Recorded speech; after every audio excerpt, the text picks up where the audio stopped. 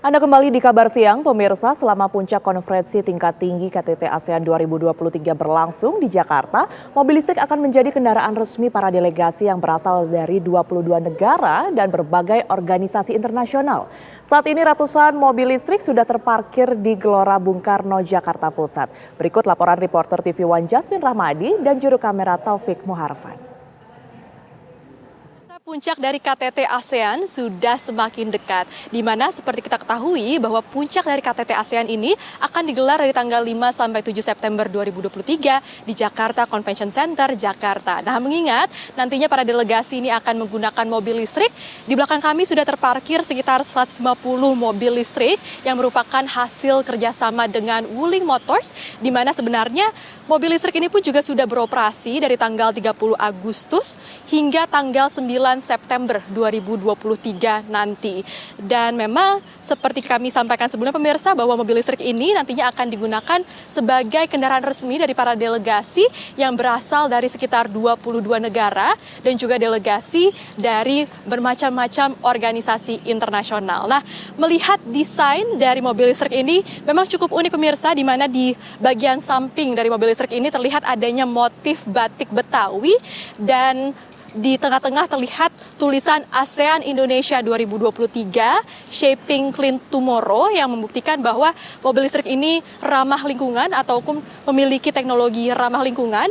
Dan di depan dari mobil listrik ini pun juga terlihat adanya bendera Indonesia pemirsa. Artinya ini juga cukup membanggakan, dan kita lihat bagaimana dengan bagian belakang dari mobil listrik ini. Apakah ada tulisan tertentu yang dituliskan di mobil listrik ini? Dan ternyata di bagian belakang dari mobil listrik ini ada tulisan Made in Indonesia yang menunjukkan bahwa mobil listrik ini dibuat di Indonesia. Dan desain dari mobil listrik ini yang compact dan juga kecil begitu pemirsa, ini juga dianggap memudahkan para delegasi untuk mobilisasi ataupun berpindah tempat dari satu tempat ke tempat lainnya selama berada di Jakarta untuk mengikuti KTT ASEAN 2023. Nah pemirsa, selain mobil listrik ini sejumlah persiapan pun juga tentunya sudah dilakukan oleh pemerintah.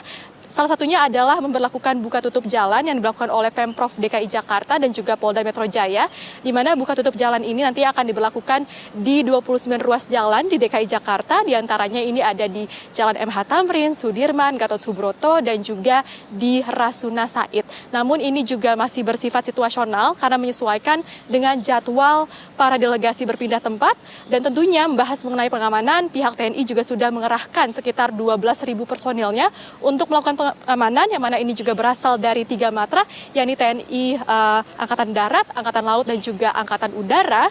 Dan saat ini pun memang situasi di sekitar Gelora Bung Karno juga sudah cukup dijaga ketat oleh pihak TNI karena penjagaan ini sudah dilakukan sejak tanggal 1 September lalu. Dari Jakarta, Jasmine Rahmadi, Taufik Muharfan, TV One mengabarkan. Ya, dan pemirsa, selama pelaksanaan KTT ASEAN di DKI Jakarta, pemerintah akan memberlakukan rekayasa lalu lintas. Metode yang dilakukan adalah buka tutup yang bersifat situasional saat kendaraan delegasi melintas. Berikut informasi selengkapnya untuk Anda.